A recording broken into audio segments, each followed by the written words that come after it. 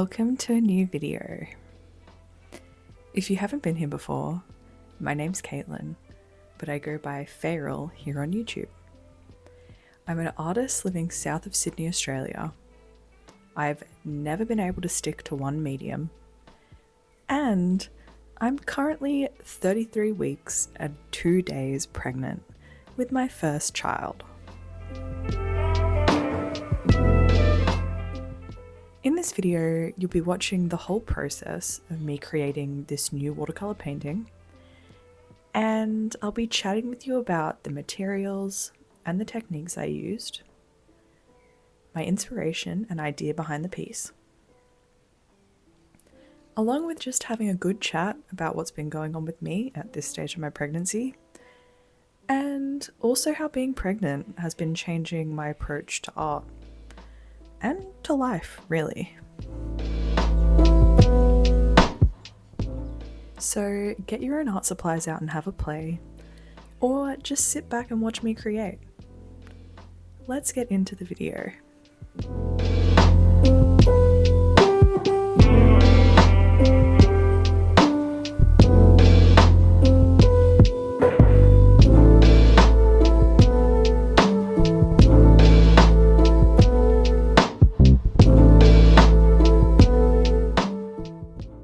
For this painting, I'm using quite a few supplies that are new to me.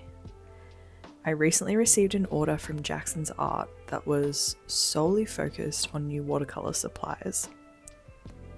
And this painting is my first time trying some of those supplies out.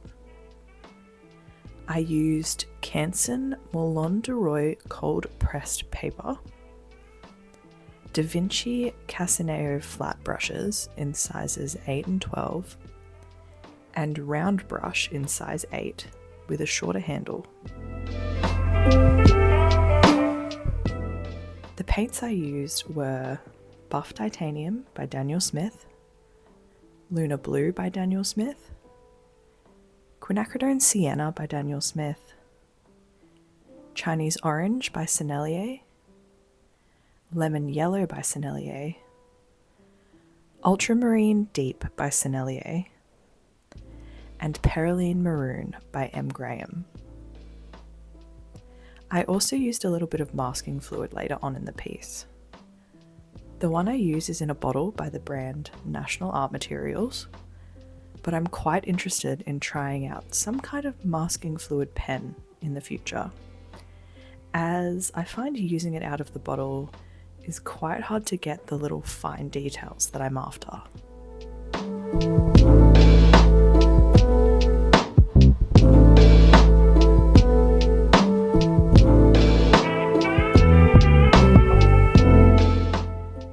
This painting, I did more preparation than I usually do. A lot of my art practice over the last few years has been quite spontaneous and intuitive.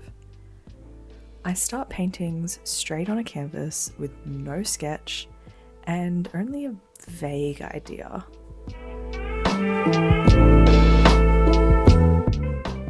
These pieces then take on a life of their own as they're slowly completed over weeks or months, or also as likely not even entirely completed years later. I have a very bad habit of not quite finishing paintings and leaving them at the 90% complete mark.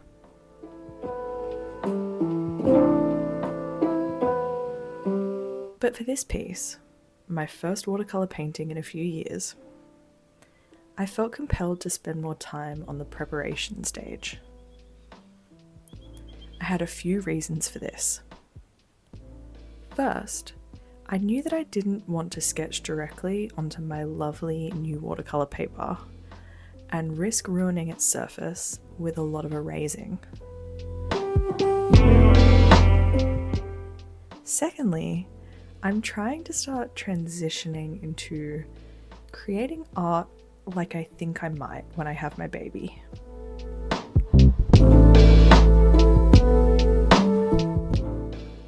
I'm assuming that any art I get to make will be in small pockets of time, and in these pockets I'd like to get the most done that I can. I can imagine it's going to take a lot more smaller sessions to complete a painting from start to finish, and that I want whatever time I do get to make art in to be a peaceful and slow experience, but also one in which I make the absolute most out of. So I'm imagining that having a more structured and planned out approach will really help me to feel like I can still create time-consuming pieces, just in smaller chunks of time and over a longer period of time.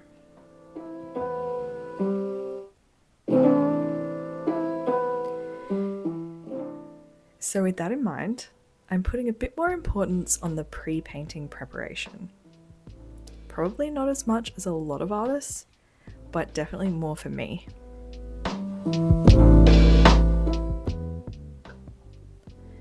With this painting, I used a reference photo I found on Pinterest.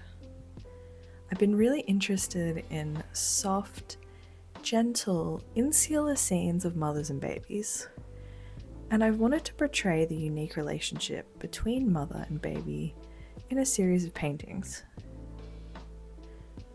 I had the idea that I wanted to incorporate a sense of mother and baby sharing the same dream space.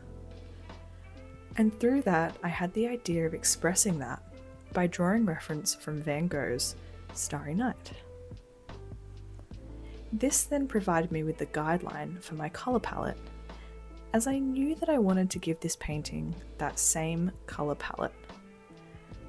A lot of blue that feels very dreamy and peaceful, but also an intimate warmth from the golds and the yellows.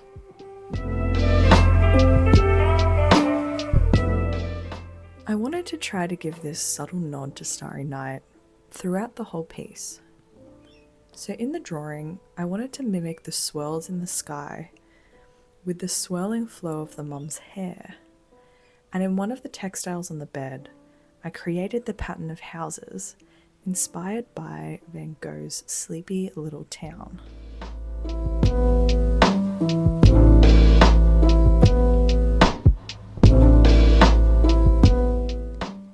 I haven't done a full painting in watercolour, beyond quicker little sketches, in years, so I knew that I needed to do a bit of practice before I jumped straight into this piece, especially on certain areas that I wasn't sure how to approach.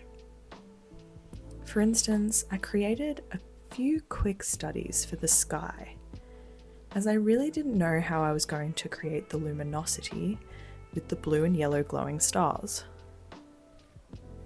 I was worried about these two colours bleeding together and creating a green that I really didn't want in the piece.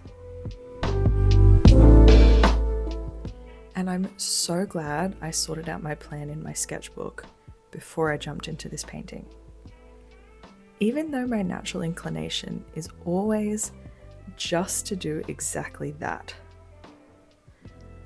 because it really helped the actual painting process be a lot more peaceful, and it helped me avoid the frustration that might have come from trying to figure it out on the fly and risking ruining the piece. As an artist who's mainly worked in acrylics and mixed media for the last few years, I've loved just being able to create endless layers in my pieces and never having to worry about making mistakes. Because with acrylic, there's really no mistake that can't be fixed by just adding more paint. But it's basically the total opposite with watercolour. You can't cover things up, and you really need to be committed to what you're putting down on the paper, because once it's down, that's it.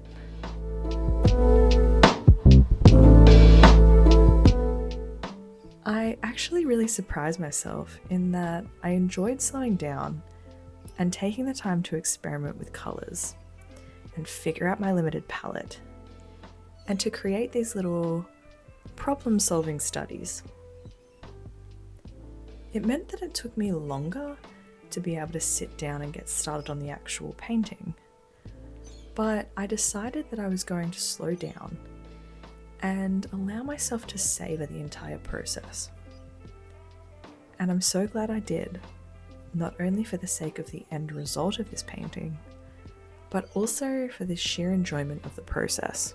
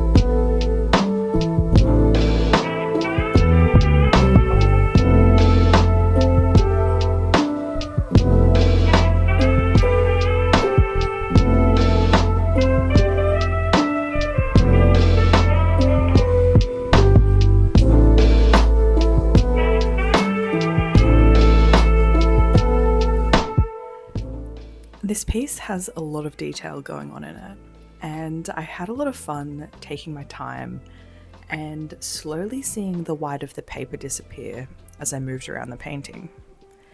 I knew that with the knitted blanket on the right, I didn't want to paint that all in one go, and instead work on it throughout the painting so that I could use all the colour mixes that I was using in other parts of the piece throughout it. My reasoning being that it would create more cohesion across the piece. Also, I just didn't think I'd have the patience to do it all in one go.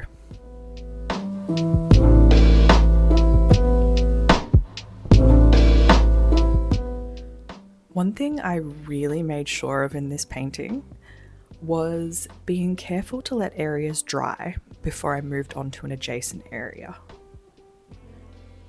I wouldn't paint directly next to a wet edge until it was dry, so I could keep the details of the painting as crisp as I wanted. I could have done an overall wash for the hair and then painted it in, but I decided on starting with ultramarine deep for where I wanted the shadows, and then painting in each chunk of hair as a separate piece.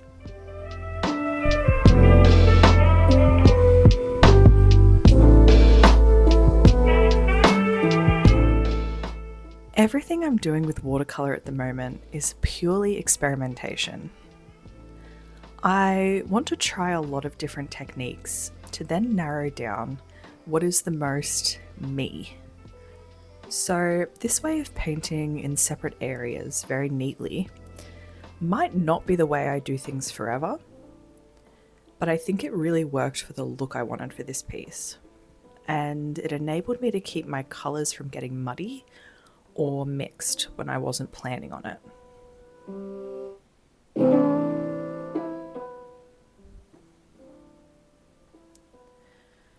That spontaneous mixing of colour is one of the magic parts about watercolour, and something I absolutely love about the medium.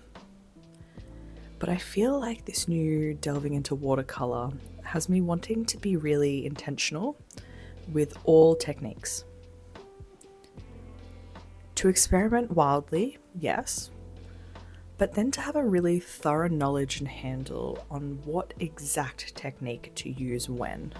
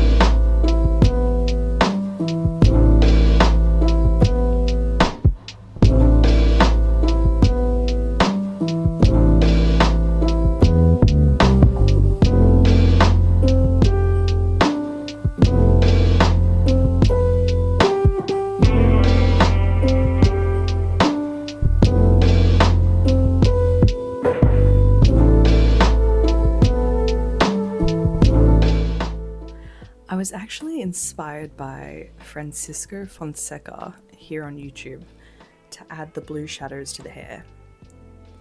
I love how he uses this intensely vibrant blue as a base to his house illustrations. And you look at it and wonder how it's going to come together because it's just so bright. But quickly you see how it works and how much depth it adds. I want to try it out further in future paintings and push it even more. But I think it worked nicely in the hair as it made some cooler variation in the tones of the hair very easy.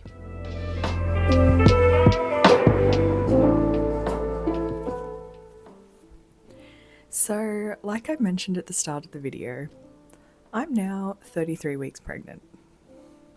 Getting to the real business end of the whole thing, you could say. My back is killing me, my hips hurt, I have to go to the bathroom every 10 minutes, and acid reflux is my constant nighttime companion.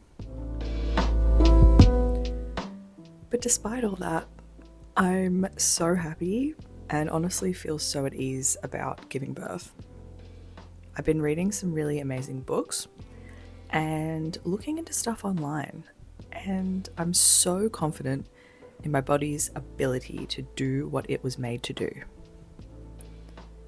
I could talk about childbirth and my thoughts and beliefs around it based on what I've been learning for days, and I might in a future video. But right now, the short of it is that I'm just going to let my body do what it does, and the only thing that I need to worry about is just getting out of its way and letting it happen. Like most things, the hardest part is always mental. Your thoughts shape your reality. And I would say that I've been trying to relax, speak affirmations, and envision the experience positively. But honestly, there hasn't been too much trying at all. It just feels right and natural for me right now to trust my body. I'm actually quite excited about it. Childbirth is one of the biggest rites of passage in a woman's life. And not to mention how much I can't wait to meet this little life that I've been feeling grow inside me. To hold my son for the first time.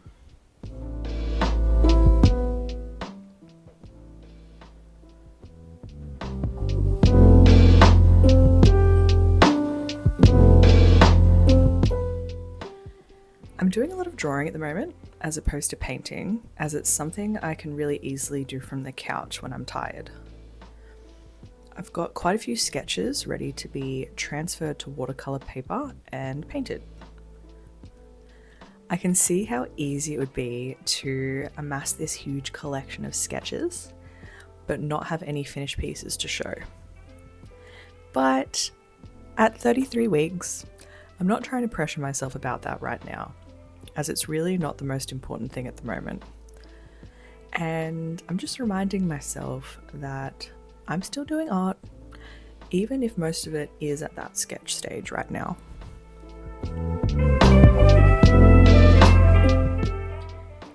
I've actually been doing these sketches on plain computer paper.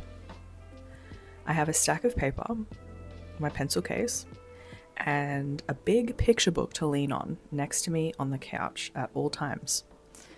And that's my little drawing setup.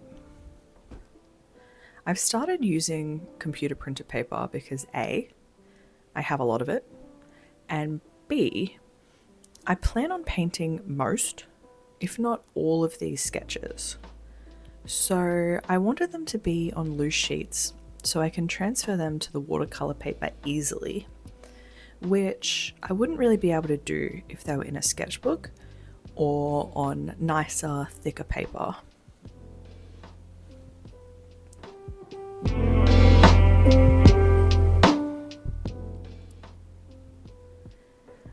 I was using my Prismacolor Cola Ace pencils to draw them with, but I've had them for maybe even 10 years.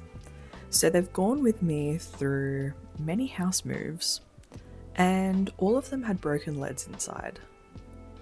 And honestly, some of the colours just weren't pigmented enough. So I've decided to try out the Mitsubishi double-ended red and blue pencils, and I got a 12-pack off Amazon for around $14. So far, I love them. They're not intended to be erasable, but I found if I press really lightly, they are erasable enough for me. I've been using the red end for the rough block in of the sketch, or the whole sketch itself really. But then if I want to finesse that sketch, I will go in with the blue end as it's a little bit darker for the more final lines. And it's working really well for me at the moment. I have a feeling I'm probably going to go through these pencils quite fast, but since you get so many in a pack, that doesn't really bother me.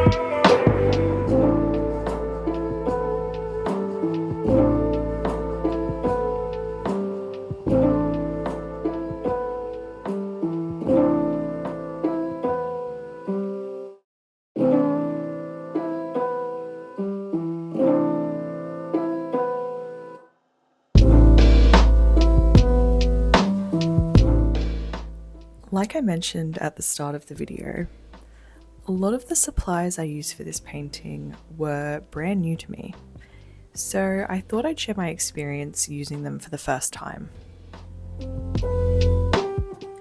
Starting with the paper. Wow. Just wow. For a few weeks before I got this paper, I decided I was going to get more into watercolours, so I was using paper that I already owned. I think that's a really smart move if you want to buy new art supplies in a certain medium. If you already have any supplies already, use them for a few weeks so that you know that this new spark of inspiration to use this medium isn't just a distraction or a fad. So you know that when you do buy some fancier supplies, you'll actually use them. If you're like me and find yourself often distracted by this or that medium, and you feel like you need all these new supplies right now, it can really help. And an added bonus is that when the nicer materials do arrive, you have this fresh comparison for them.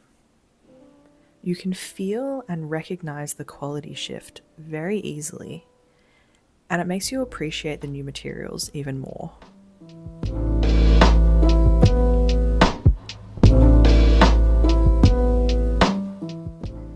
Anyway, yes, I was using paper I already owned.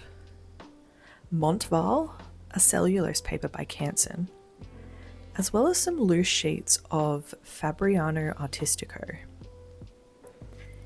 Now, Fabriano Artistico is supposed to be a professional watercolour paper and is 100% cotton.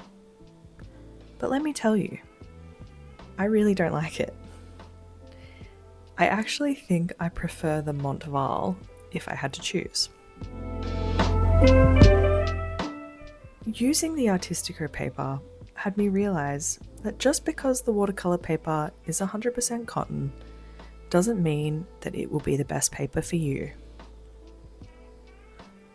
I've found the Artistico to suck up paint and dull it down. Colours look less vibrant, and water dries on it too quickly. It's just not for me.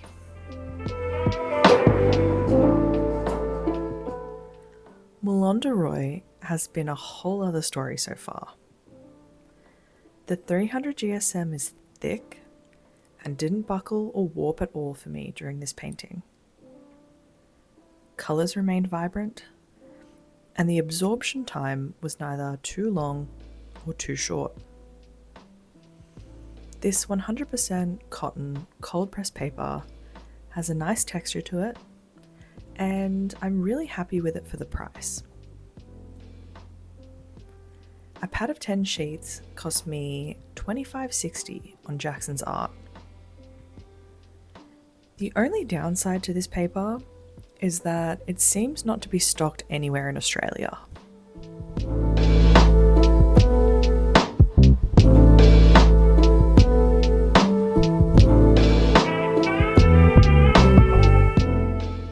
The brushes I used, the Da Vinci Casaneo range, were lovely. They held a lot of water, and I was able to use the number 8 round brush for even small detail if I was careful. You might have noticed that I'm using a smaller detail brush later on in this piece. I ordered this brush halfway through the painting, so I was only able to use it towards the end. It's a Princeton Neptune No. 2 round brush, and it was perfect for the tiny details that were just too small for the Casaneo No. 8.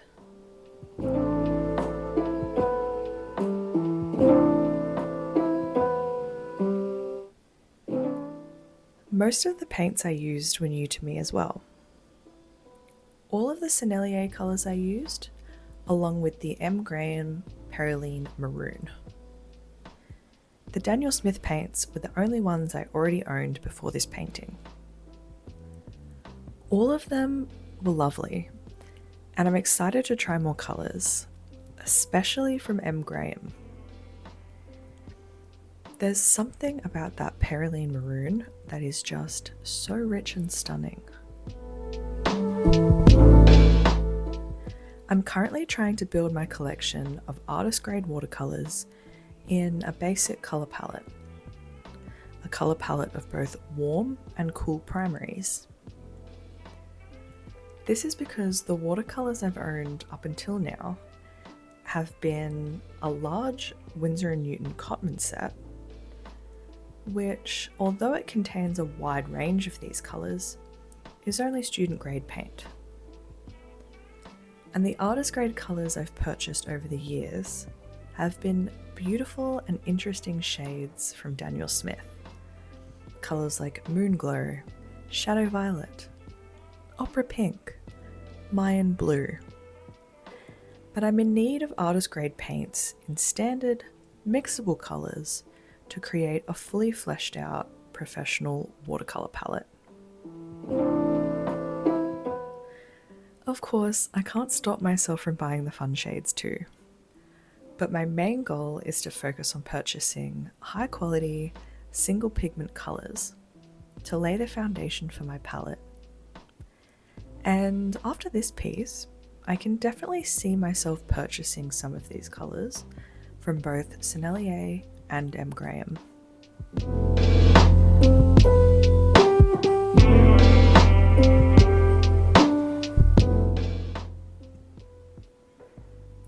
Thank you for watching this video until the end. I'm so glad I could keep you company for a little while today.